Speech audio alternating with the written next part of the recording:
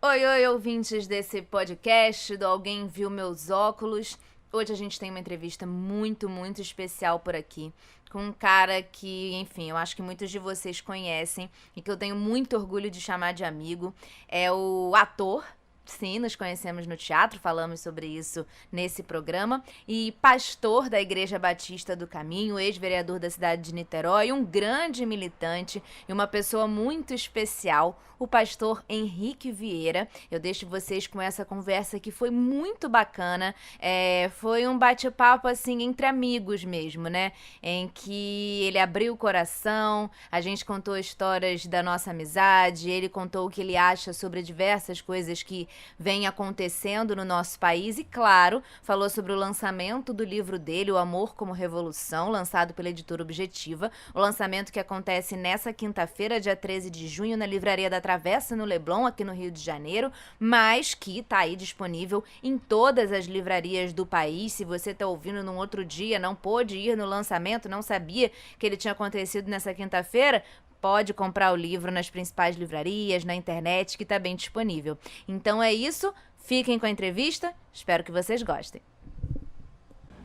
Henrique, muito obrigada por ter aceitado o convite de participar daqui do podcast. Antes de você falar, eu queria contar um pouquinho como que eu conheci o Henrique. Eu conheci o Henrique em 2015, a gente começou a fazer teatro juntos, a gente entrou na mesma turma de teatro. E eu lembro que uma das coisas que mais me marcou quando eu conheci o Henrique foi que a gente fazia as aulas normais, todos alunos juntos, amigos. Foi um momento muito importante para todo mundo se conhecer ali naquele lugar. E eu lembro que uma vez eu tava navegando no Facebook, aí eu olhei assim e tinha uma página, Henrique Vieira. E tinha não sei quantos mil curtidos. Eu falei, gente, o Henrique é famoso? O que tá acontecendo? Aí eu fui descobrir que o Henrique era vereador em Niterói. E aí eu falei, cara, o Henrique me ganhou com certeza agora, porque o Henrique nunca tinha falado nada disso, ele nunca usou isso pra nada, nunca foi pauta, assim. Ele era ali o Henrique, pessoa que tava descendo pra ser ator, pra aprender teatro. E ali eu falei, cara, esse cara é diferenciado. E aí tá aí até hoje, a gente se fala sempre e amanhã, hoje, né, nessa quinta-feira, que a gente tá lançando o podcast na quinta, se você está ouvindo outro dia, perdeu o lançamento do livro dele, mas o livro tá aí nas livrarias, O Amor como Revolução. Que legal que tá aqui com você, cara. Obrigada, viu? Eu que agradeço muito. Aquele ano de 2015 foi muito especial. Aquela turma, o encontro entre nós, o amor pela arte, a amizade que se construiu ali. Eu sinto muita saudade daquele momento e daquele encontro. E fico feliz de, mesmo tendo concluído o curso, a gente conseguir ainda se encontrar e se reencontrar na vida. Eu fico muito orgulhosa também, né? Porque de lá pra cá você já tinha sua carreira como vereadora. A gente vai falar um pouco desses assuntos ao longo do programa, mas houve um crescimento também muito grande das mensagens que você passa. Você cada vez tem atingido mais pessoas e é muito legal acompanhar isso, ligar a televisão, ver você lá, acompanhar o lançamento do seu livro. Queria que você falasse um pouquinho do livro, né? Como que ele surgiu. O lançamento acontece nessa quinta-feira na Livraria da Travessa do Leblon. Qual horário? A partir das 19 horas. 19 horas. Mas se você tá ouvindo esse podcast no outro dia, ele tá disponível para venda. Sinta-se feliz em comprar, porque é uma mensagem bem bacana. Fala um pouquinho do livro. O livro, o título é O Amor como Revolução. E o amor no livro não é o amor romântico, o amor circunscrito à vivência de um casal. É o amor que tem uma dimensão pública. O amor que nos faz, no limite, sentir a dor do outro. O amor que cria laços de empatia e de solidariedade. O amor que é político. Não político no sentido partidário ou eleitoral, mas o amor enquanto empatia profunda e decisão de se comprometer com o outro, não pode ficar em silêncio diante do racismo. Não pode ficar em silêncio diante do feminicídio, do machismo. Não pode ficar em silêncio diante da exploração sobre o pobre. Porque o amor vai nos ligando à humanidade, tudo aquilo que fere a humanidade, fere a ética do amor. Então é o amor que implode, ou melhor, transcende o afeto momentâneo de uma pessoa por outra. Embora isso seja bonito.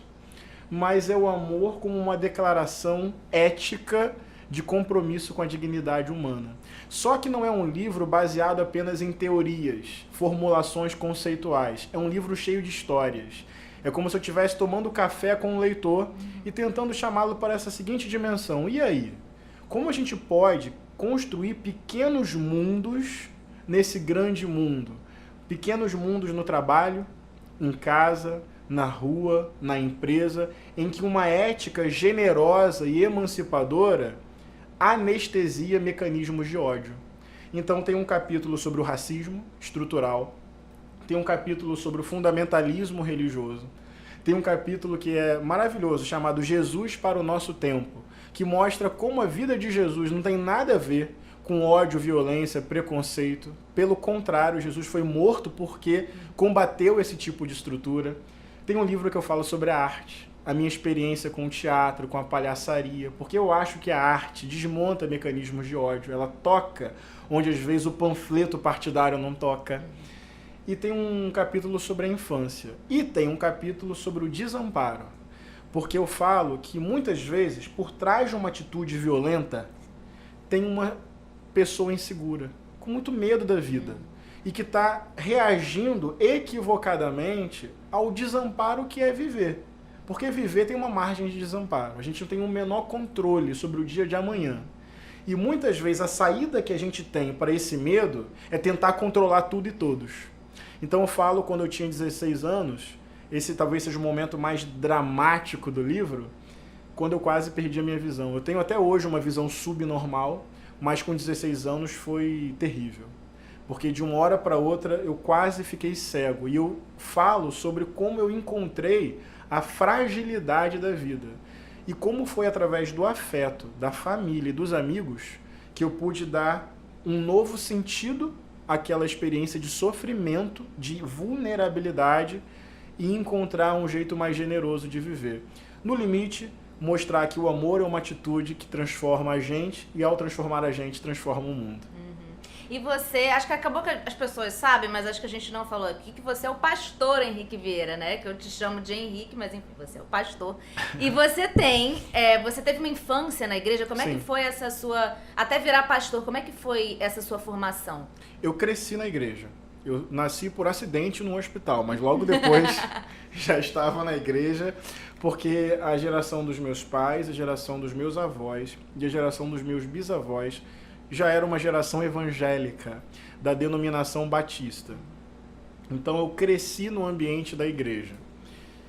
E desde cedo a mensagem do evangelho, mais do que uma herança familiar, se tornou uma decisão minha. Eu me apaixonei pelas histórias do evangelho, pela vida de Jesus. Minha mãe conta que muito novinho, com 3, 4 aninhos, eu já fazia orações assim, super cheias de afeto. Papai do céu, que hoje o lanche seja gostoso. Papai do céu, que eu não ganhe apenas meias e cuecas no meu aniversário, mas brinquedos. Mas isso mostra que eu encontrei em Deus uma relação de afeto. Então, desde cedo na igreja, por conta desse contexto familiar, mas porque eu mesmo me vinculei à mensagem do evangelho. Quando adolescente, eu comecei a ter umas crises de fé, porque, embora eu seja muito grato à minha igreja de origem, Manu, é uma igreja conservadora. Daí começam os meus conflitos, porque eu começo a achar que a igreja não entendia muito a questão racial, a opressão sobre os negros, a injustiça social, a exploração sobre os pobres. E eu começo a me envolver com direitos humanos, com militância do movimento estudantil, vou fazer ciências sociais na UF, e começa a entrar uma crise. Eu começo a achar a instituição, igreja, muito distante das demandas mais urgentes do mundo e da própria vida de Jesus. Isso gera uma certa crise com a igreja, uma certa crise com Deus, um momento de muita reinvenção. Vou para o seminário, estudo teologia, porque eu tinha, digamos assim, uma certa vocação para a palavra, para o ensino, a pregação do evangelho. E eu, aos 16 anos, decido que queria ser pastor. Sentia de Deus essa vocação. Mas não pastor no sentido dono de uma verdade ou topo de uma hierarquia. Pastorear, para mim, sempre teve a ver com duas coisas. Cuidar de gente, caminhar com quem está sofrendo e pregar o evangelho, falar do amor de Deus. Daí eu, junto com um grupo de jovens, construo uma igreja, a Igreja Batista do Caminho, que era uma congregação, uma espécie de filial dessa igreja matriz. Primeira Igreja Batista de Niterói. De 2009 a 2012 a gente foi uma congregação. 2012 a gente virou uma igreja autônoma, a igreja que eu pastoreio até hoje. É uma igreja itinerante que se reúne em Niterói e no Rio de Janeiro, não tem um templo, de 15 em 15 dias. Mas também tem um encontro de auto-organização das mulheres, em que elas constroem a teologia feminista, toda uma releitura da Bíblia a partir da experiência das mulheres, e agora tem um encontro de auto-organização dos homens, que a gente chamou de um novo homem é possível, desconstruindo a nossa masculinidade tóxica. Que é muito importante esse espaço para o homem falar, né? Para a gente falar, para a gente chorar, para a gente reconhecer esse lugar estranho de opressor que a gente tem, porque eu sou em margem, em muitos aspectos, um opressor, pela minha formação. E é um lugar de muita desconstrução, de muito arrependimento, de muitos conflitos, mas de reinvenção para a produção de uma masculinidade mais generosa. Tudo a partir da Bíblia, da vida de Jesus e da nossa fé em Deus. E você houve essa nova igreja, né? Essa que você pastoreia agora. E de certa forma isso está ligado ao que se costuma chamar de militância.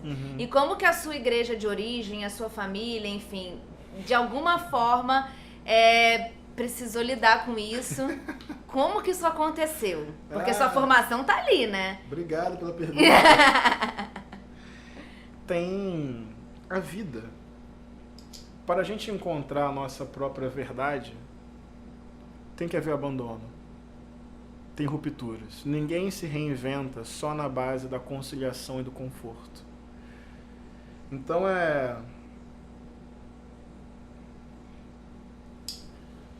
Desculpa. Eu sou muito grato pela minha infância. Eu sou muito grato pela minha igreja de origem. Eu não falo com mágoa, mas eu não cabia mais ali dentro. Isso não é mérito ou demérito, é experiência. Então, assim, é evidente que muitos irmãos de fé hoje olham para mim como se eu fosse um desviado, porque não entendem a singularidade da minha experiência. Isso tem até na família. No meu núcleo familiar especificamente, não. Porque embora meu pai e minha mãe pensem diferente de mim em muitos aspectos, o vínculo do amor prevalece. Prevalece muito. A minha mãe não entende muitas coisas que eu prego, fica talvez até chocada, mas o amor sempre vence. Pode parecer uma palavra fácil, mas é verdade. A gente conta um com o outro. Tem uma relação mãe e filho muito bonita. Mas o que eu quero te dizer é que tem rompimento, tem ruptura. Essa minha caminhada não é uma caminhada só na base da conciliação. Eu vou abandonando estruturas que também me abandonam. Também não veem a minha caminhada como saudável. Mas eu fiz isso em comunhão, não me sinto sozinho na caminhada. Minha igreja é uma construção comunitária e coletiva. Eu não sou um pastor exótico, eu não gosto de ocupar esse lugar. Quando falam assim, mas Henrique está falando coisas novas, pastor Henrique está trazendo uma nova mensagem, eu digo, não, em hipótese alguma, estou falando o que Jesus falou há 2000 anos atrás. Eu estou aqui nas fileiras de Martin Luther King, quem sou eu? Porque essa coisa também de me pegar como um exemplo muito raro é ruim, porque fica personalista e não dá visibilidade a todo um campo cristão progressista. Eu sou discípulo de São Francisco de Assis, de Luther King, dos negros norte-americanos que usaram a fé em Jesus para lutar contra a escravidão. Eu sou discípulo de Dom Helder Câmara, que enfrentou a ditadura, de Irmã Dorothy, que lá no Pará lutou junto aos povos da floresta, todo mundo com fé em Jesus. Então não me considero uma pessoa voo solo. Eu faço parte de uma tradição cristã progressista. Mas respondendo objetivamente sua pergunta, isso gerou dilemas, embates, rupturas e abandonos.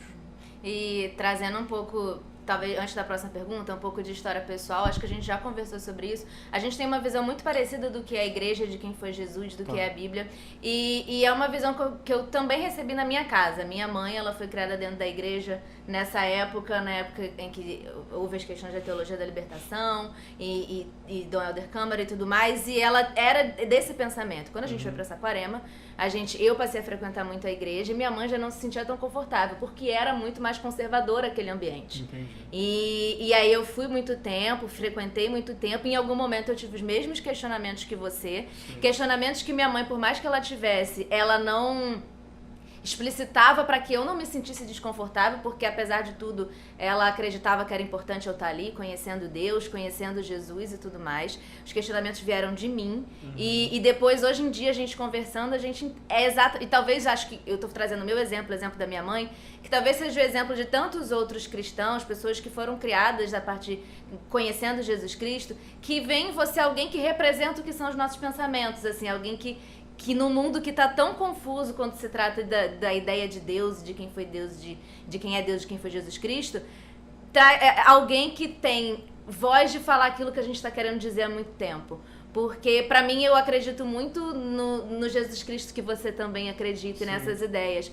E aí acabou que a gente também, eu e minha mãe, em algum momento a gente se afastou da igreja católica, porque sentiu que aquilo ali não falava com a gente. Aquilo ali não representava as pessoas que a gente via na rua. Então é muito parecido, e acho que por isso que minha mãe é muito sua fã também. Minha mãe mandou até que perguntas hoje, vou fazer no final perguntas da minha mãe, tá? Fique tranquilo. Pode virar um quadro. Perguntas da minha mãe. Quem sabe, fica aí a dica, querido ouvinte. Antes da gente, agora pra gente continuar, eu queria saber, você foi vereador em Niterói. Fui. Como que foi entrar na política? Foi surreal. Como é que você foi parar na política? Eu entrei no PSOL em 2007, no contexto da UF, Universidade Federal Fluminense. Viva universidades públicas, em defesa das universidades públicas, da minha querida UF. Mas eu entrei no PSOL em 2007, eu era um militante do partido, porque tinha, como tem, uma simpatia pela perspectiva anticapitalista, democrática, ecológica e de direitos humanos do PSOL. Mas não pretendia ser candidato em hipótese alguma. Em 2012, eu fazia parte de um grupo dentro do PSOL que tinha um candidato para ser vereador, que era o Flávio Serafini. Mas houve uma mudança de última hora no PSOL, que o nosso candidato a prefeito não veio candidato a prefeito e o Flávio ocupou essa função. E a galera do nosso grupo disse assim, mas a gente queria ter uma candidatura para vereador, o Flávio não vai ser mais. Quem? Daí todas as cabecinhas foram virando para mim. O coração acelerou, um leve desespero. O critério foi o seguinte, que eu era naquele grupo o que mais conseguia falar para fora do PSOL. Porque eu era professor de história na rede particular de Niterói, tinha uma galera de estudantes que gostava de mim, que tinha vínculo comigo, e porque eu era já pastor, então eu fazia um diálogo raro na esquerda. Então, por essas razões, me convidaram, eu intuitivamente aceitei, mas isso foi muito de última hora. Foi uma campanha linda de jovens, de poesia, de bate-papo, de casa em casa, e a gente ganhou. Então, não foi uma coisa planejada. O que eu posso te dizer?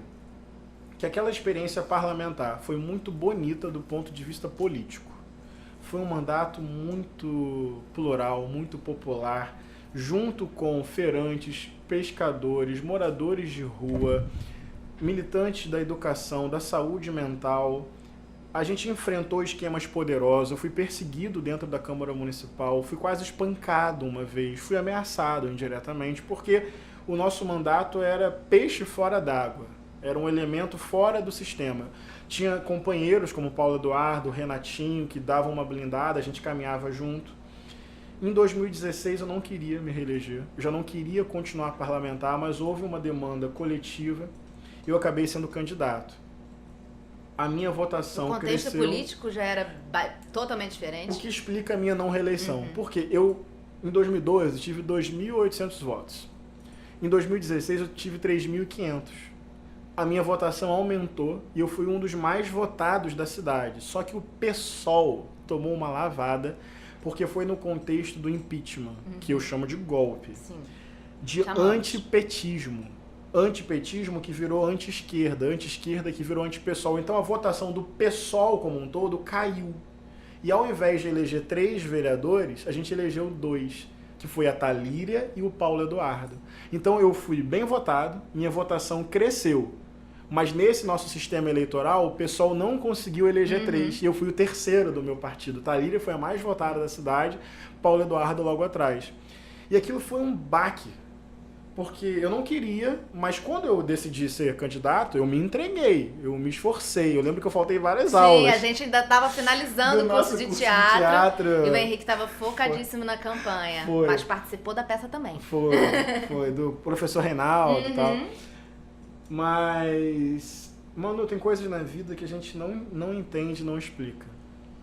Foi a derrota mais vitoriosa da minha vida. Imagina. Porque Thalíria e Paulo cumpriram um bom papel.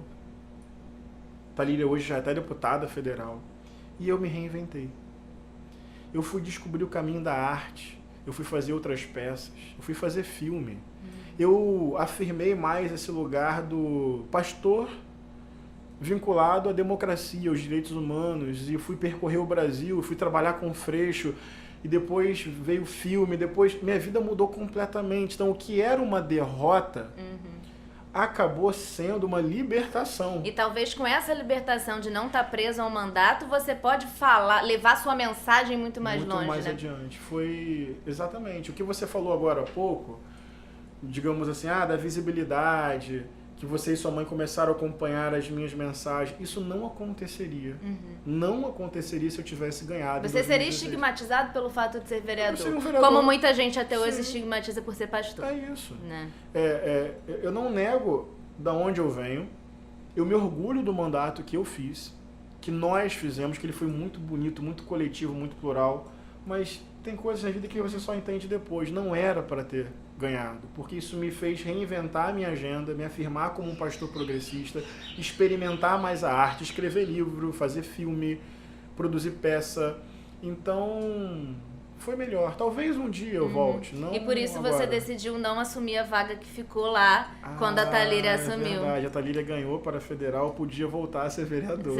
Eu tinha esse direito, digamos assim, eu era o primeiro suplente. Daí eu fiz uma carta renunciando ao cargo, agradecendo aos eleitores o voto de confiança em mim, mas dizendo que eu me sentia mais realizado pessoalmente e mais potente politicamente fazendo o que eu faço hoje. E você acha que essa atualmente é a sua missão? Isso Atualmente que você faz? É a sua. Você está cumprindo a missão que você acredita ser a sua nesse momento? Um pastor artista. Bacana. E agora, uma coisa que eu também aprendo muito com você, porque às vezes é muito difícil, é você conseguir debater com pessoas com ideias tão diferentes e talvez ideias tão absurdas como tem surgido hoje em dia, ideias que pra mim, ideias que trazem um Deus no discurso que pra mim Deus passou longe de todas essas ideias, né?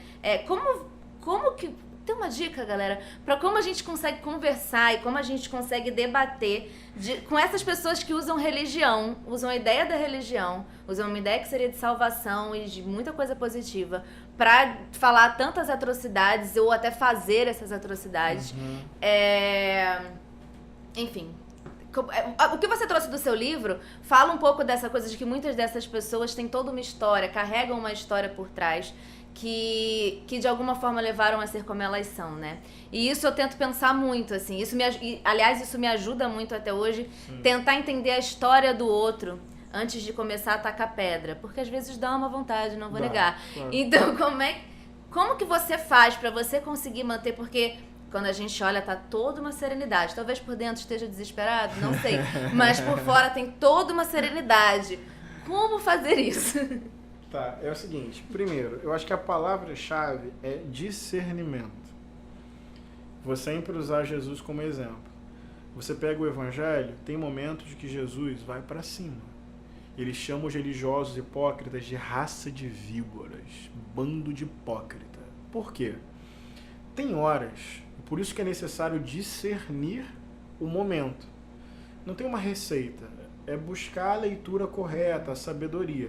Tem momentos, Manu, que é preciso impostar a voz e dizer, você é um coronel da fé, você é um empresário da religião, você é um corrupto que oprime o povo, você é um fascista que tem ódio no coração e desapego à humanidade. Tem horas que exigem de nós esse ímpeto, sem ingenuidade, firmeza, dureza, acidez, para denunciar estruturas de opressão e morte.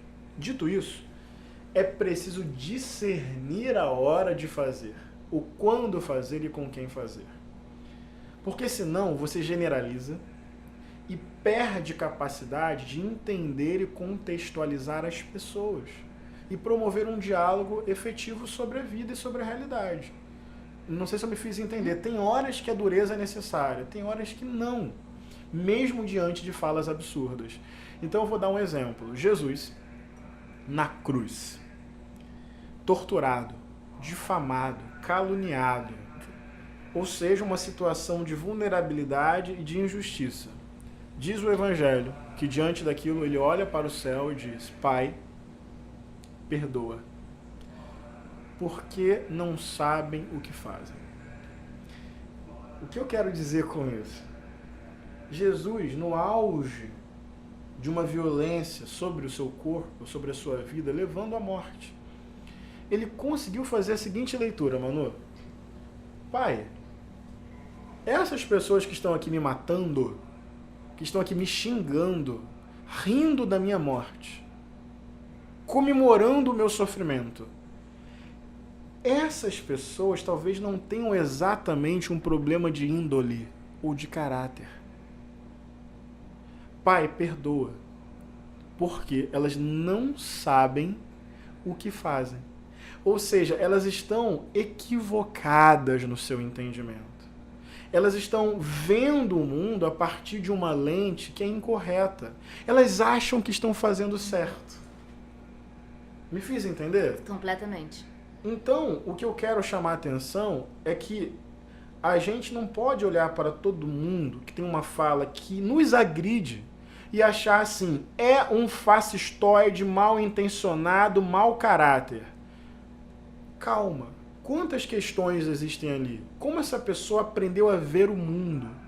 Qual é a lente que ela usa para enxergar a realidade? Eu acho que isso nos ajuda a respirar fundo, dar tempo ao tempo, não rotular antecipadamente a pessoa e inviabilizar uma conversa, que vai mostrar que ali tem uma pessoa com medo, uma pessoa insegura, uma pessoa tentando dar resposta para a vida. Então, eu acho que o segredo é o discernimento. Tem horas que não. Eu já tive embate na Câmara Municipal que não tinha nada de doçura em mim, só ver no YouTube. Parti para cima. Mas eu preciso ter um cuidado para que esse partir para cima não seja um automático. E a pessoa tem uma fala homofóbica, vou para cima. A pessoa tem uma... Calma. Não é abrir mão de um princípio, mas é contextualizar a pessoa e tentar estabelecer uma escuta verdadeira e assim um diálogo frutífero. E por fim, estou me empolgando? Pode falar à vontade. Quando Jesus fala assim, para amar os inimigos, eu verdadeiramente acho que Jesus não pediu para a gente gostar deles. Isso tem a ver com o livro.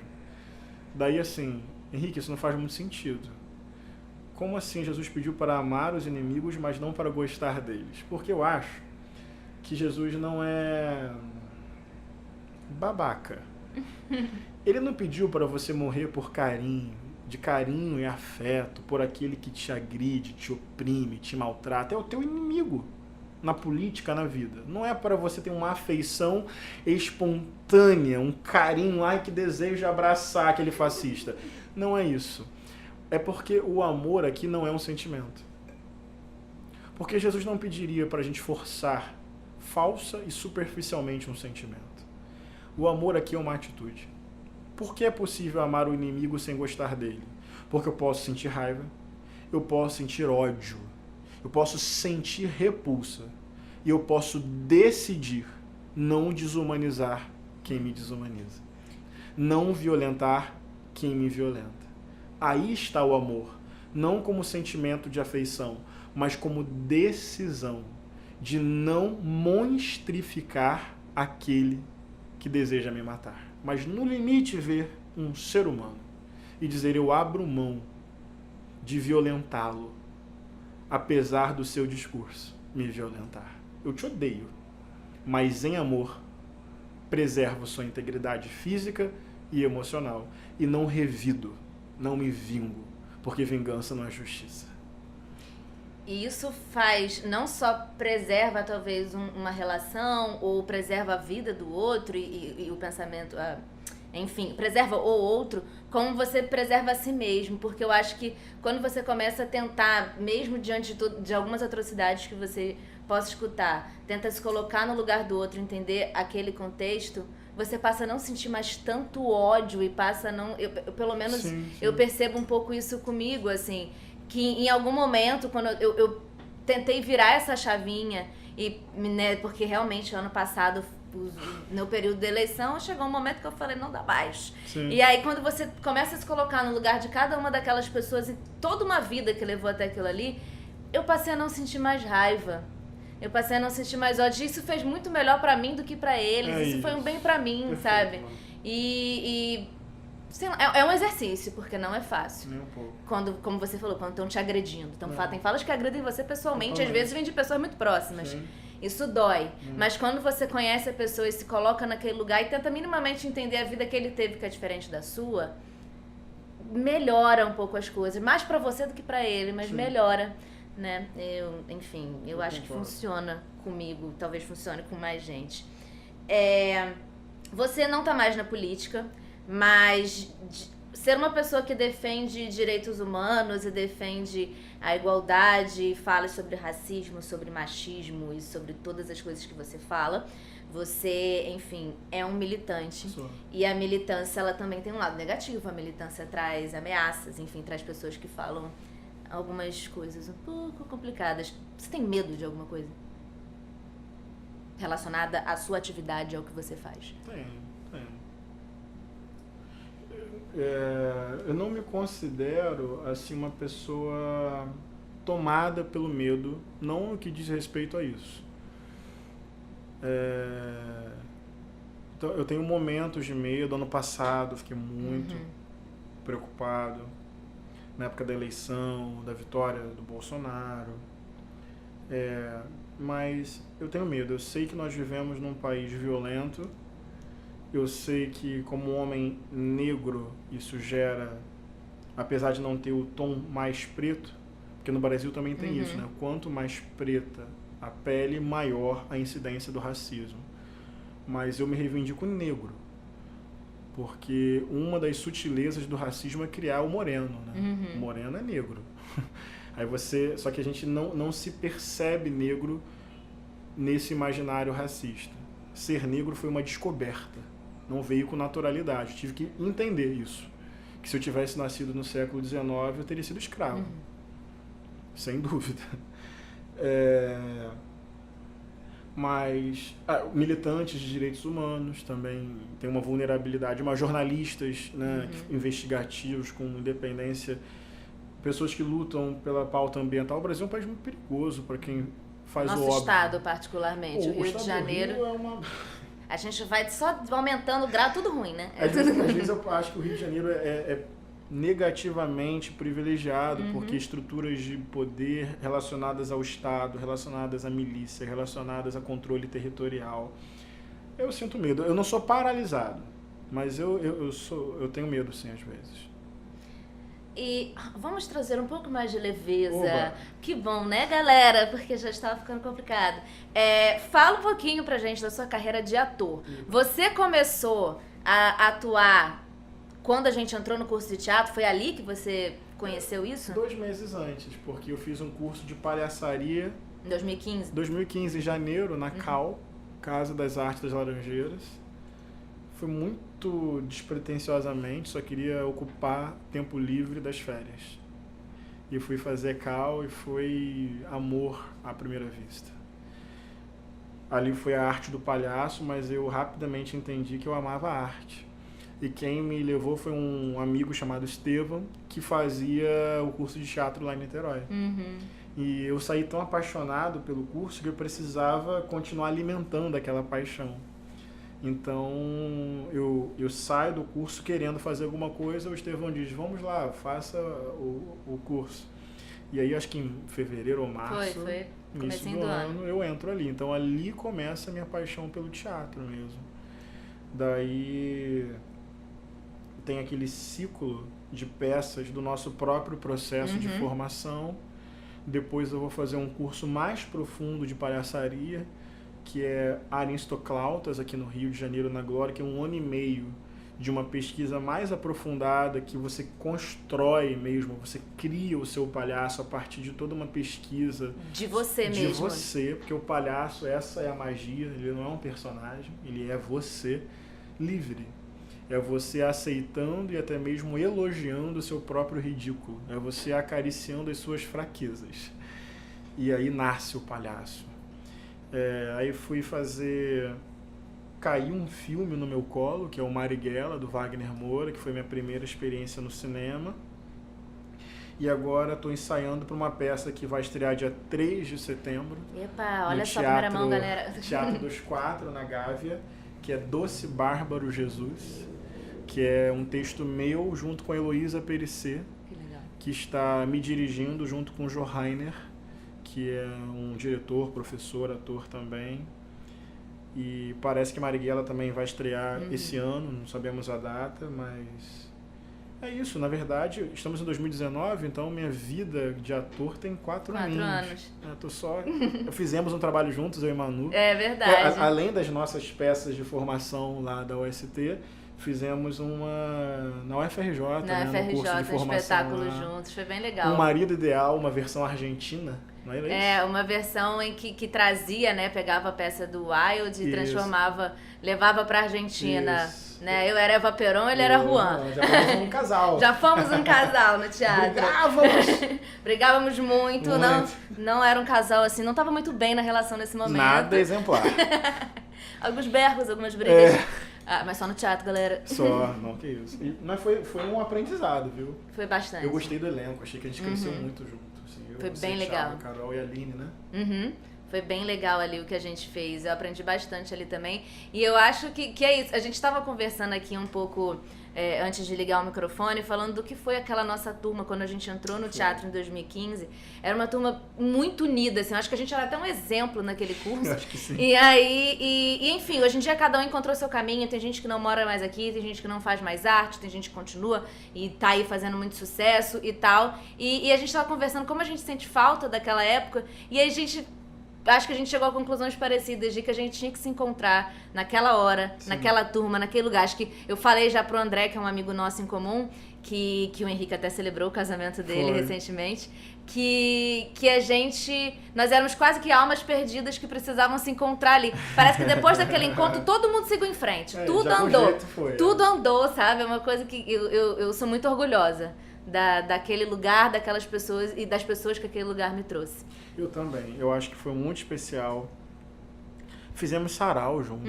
Além da gente, que a gente construía, né? Que dava vontade. A turma foi além da própria grade curricular do curso. Com as nossas mensagens que a gente queria passar. Era lindo. Teve uma sinergia tão bonita. Eu cresci tanto, assim, como pessoa. Me fez respeitar muito o teatro, sabe? Crescer muito. Eu sinto saudade. Mas eu acho que a vida tem um pouquinho isso. Não adianta brigar com ela nesse sentido, não. Tem alguma coisa na vida que é momento e que é irrepetível mesmo. E talvez seja um erro ficar querendo repetir. Talvez seja melhor... Nunca vai ser igual. Não. E aí vai ficar frustrante. É deixar, no bom sentido, deixar passar. De você guardar com carinho e se abrir para o novo. Né? O novo sempre vem. Mas está guardado e faz parte, inevitavelmente, de quem somos, como pessoas e artistas. A gente está quase encerrando. Eu trouxe 2 perguntas aqui. Tá. Uma da minha mãe, como já te disse, que é muito sua fã. Minha mãe, quando no casamento, uma pequena informação aqui de bastidores, no casamento do André, nosso amigo em comum, ele casou em dezembro, eu ia cantar uma música. Falei pra minha mãe que eu ia cantar uma música e o Henrique ia celebrar o casamento. Minha mãe virou e falou assim: vamos filmar? Eu falei: acho que não, mãe, eles não conseguiram, né? Tava caro pra filmar. Achei que ela queria me ver cantando. Ela: não, eu quero ver as palavras do Henrique. Eu falei: ótimo, mãe. É isso aí mesmo. Então, assim, realmente tá prestigiado na minha família. Então, a minha mãe, eu falei pra ela: mãe, vou entrevistar o Henrique, sua oportunidade.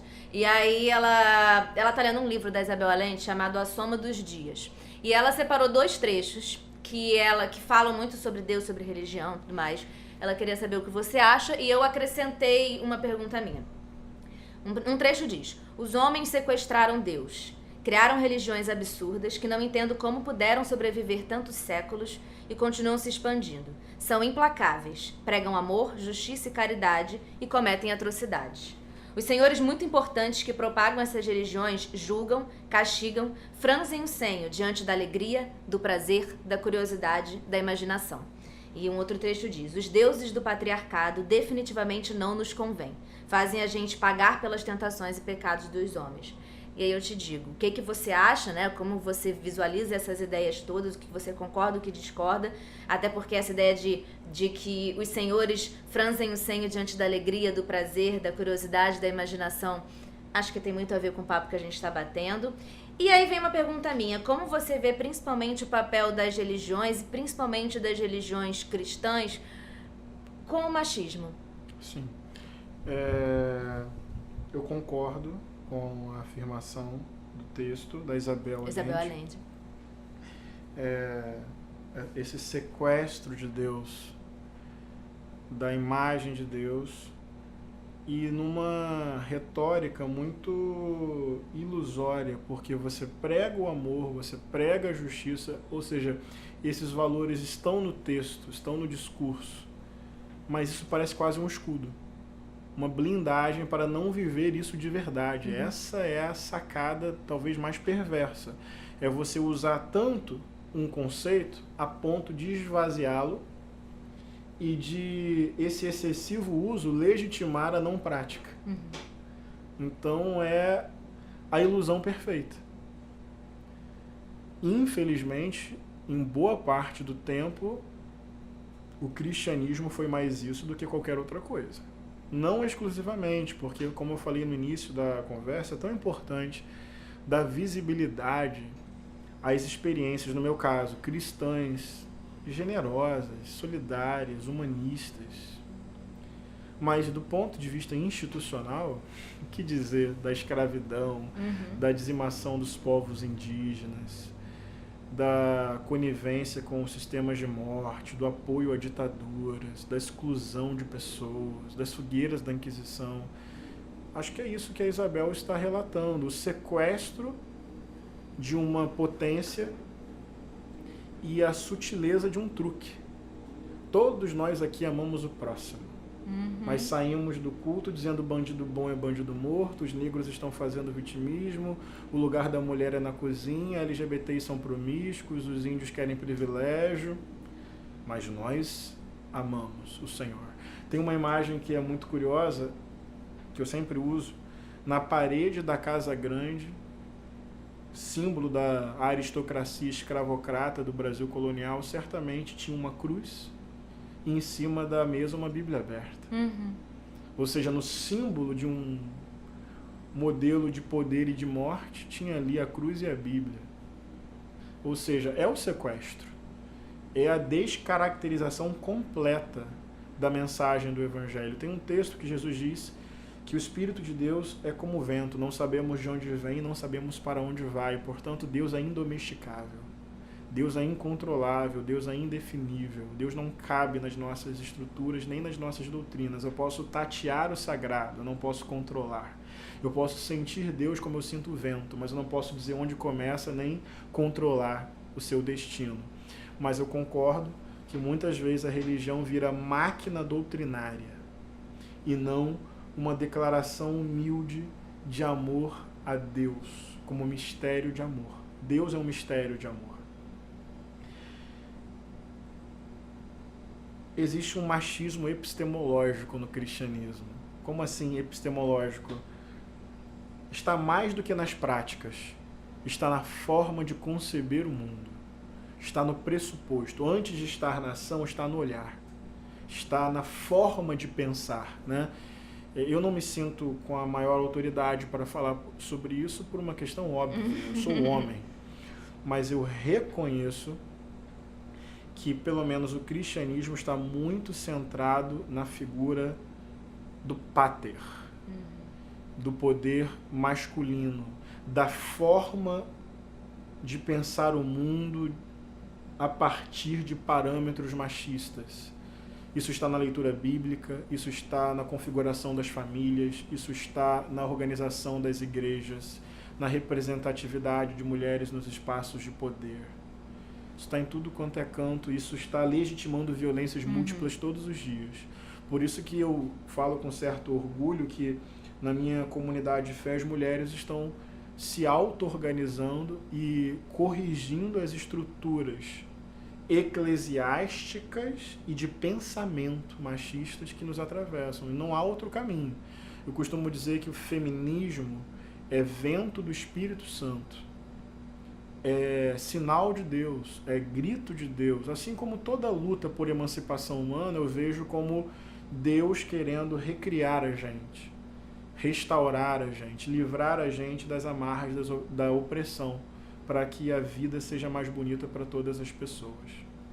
E você acha que as igrejas e os discursos mais conservadores têm relação direta com a eleição, com as últimas eleições? Você acha que os discursos proferidos em determinadas igrejas têm relação com, tanto no governo no poder executivo quanto no poder legislativo, a grande quantidade de conservadores que usam a palavra de Deus para legitimar? Sim, todo esse tempo, eu não frequento mais a igreja, principalmente a igreja evangélica, nunca frequentava a católica. Sim. Mas me parece muito que um discurso de muitos anos agora trouxe uma coisa ao poder. Você acha que a igreja teve papel relevante nas últimas eleições, por exemplo? Teve sim, não dá para dizer que não. Eu costumo dizer o seguinte, que o conservadorismo no Brasil, ele não depende da igreja evangélica. O Brasil é um país fundado numa colônia escravocrata patriarcal. Ou seja, essas violências existem há muito tempo, elas são históricas e estruturantes. Mas dá para dizer, sim, que existe um segmento evangélico que é muito perigoso, que tem projeto de poder, que tem inserção na grande mídia, que tem rede de televisão, que tem bancada no Congresso. E que se não criou esse discurso, está legitimando pelo menos de quem pensa, né? Legitimando, potencializando e ainda dando uma justificativa religiosa como se fosse vontade de Deus. Então é grave, é perverso, é ácido, é destrutivo e é poderoso, porque mexe com o que há de mais profundo nas pessoas. A dimensão religiosa não é qualquer coisa. Eu acho que o mais perverso realmente é que ele atinge pessoas que muitas vezes estão precisando de ajuda, estão precisando de uma palavra, estão passando por uma situação, e são essas pessoas que chegam ali com esse discurso. Então fica difícil às vezes você combater, né? É bem perverso mesmo. Eu tenho feito um esforço. Por exemplo, semana passada eu estive na periferia de Fortaleza pregando numa igreja pentecostal que é progressista. Eles estavam lá discutindo racismo, LGBTfobia, patriarcado. Então o que eu quero dizer, apesar de ter uma preponderância conservadora perigosa, acho que o ideal é não generalizar, entender que tem nuances, tem disputas, temos que conversar com as pessoas, não ficar só reproduzindo o evangélico, porque isso não vai ajudar a gente a entender a complexidade da experiência, a pluralidade da experiência evangélica e tentar chegar nas pessoas para poder construir um caminho mais generoso e vencer o discurso dos coronéis da fé. Por fim, uma outra pergunta, esta quem fez foi Sandro, meu namorado, seu amigo também. Ele percebeu, não sei se vocês já chegaram a conversar sobre isso ou quanto. Você falou no começo dessa conversa um pouco, que ele quer saber o quanto de influência existe de Martin Luther King, não só nas suas ideias, mas no seu próprio jeito de falar e de discursar. Porque ele fez toda uma análise semiótica, toda uma análise. Ele percebe, ele acha que tem muita semelhança. Assim, quanto de inspiração você tem, o quanto que, direto ou indiretamente, ele influencia não só no conteúdo, mas também na sua forma de se expressar. No conteúdo, totalmente. Martin Luther King é uma das minhas principais referências. Eu, adolescente, já estava lendo a biografia da vida dele. Agora, na forma de se expressar, é mais do que Martin Luther King. É uma tradição protestante. Tem a ver com ele, evidentemente, mas o protestantismo ele tem como característica grandes oradores. Assim, não que eu me sinta um grande orador, mas assim, eu acho que o que eu quero dizer é que esse meu jeito de falar tem a ver com Luther King, mas tem a ver com uma oralidade muito potente que é típica do protestantismo, especialmente negro norte-americano. Luther King era um grande pregador, mas havia outros. Você pega o Negro Spiritual, o gospel norte-americano, ele é performático, ele é carismático, ele é envolvente. Então tem alguma coisa em mim, não sei se na minha ancestralidade, na minha racialidade, nas minhas origens, que me coloca nesse campo da palavra como potência, da palavra que carrega o corpo, do corpo que carrega o espírito. E quando você vê, tem uma catarse no púlpito, no palco, não sei. Mas eu acho que o que eu quero responder ao Sandro e a quem está nos ouvindo é que tem a ver com Luther King, mas tem a ver com uma tradição negra protestante, que usa a palavra como ferramenta de se expressar, de anunciar o reino de Deus, de falar do amor de Jesus e de combater as injustiças. Mas vem uma coisa que eu não sei explicar, não. É performático e profundo. Olha, Henrique, muito obrigado por ter me recebido aqui hoje. Aliás, fiquei muito feliz de conhecer sua filha, Maria. Sim. Né? Eu lembro quando você e a Carol contaram que iam ser pais.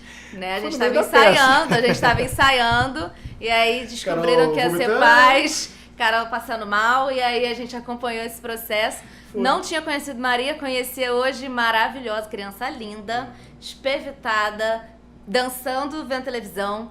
E então, assim, parabéns pela família que você formou, Obrigado. pela pessoa que você é e todo esse caminho que você está descobrindo. Eu fico muito feliz, como eu disse no começo dessa entrevista, toda vez que eu vejo você na televisão, toda vez que eu vejo algum amigo meu que não te conhece pessoalmente, compartilha esse pastor, eu falo, meu amigo, né, galera? Desculpa aí, né, gente? Então, assim, eu fico muito feliz de ter alguém como você tão perto, que a gente tenha alguém como você falando e podendo levar essa mensagem.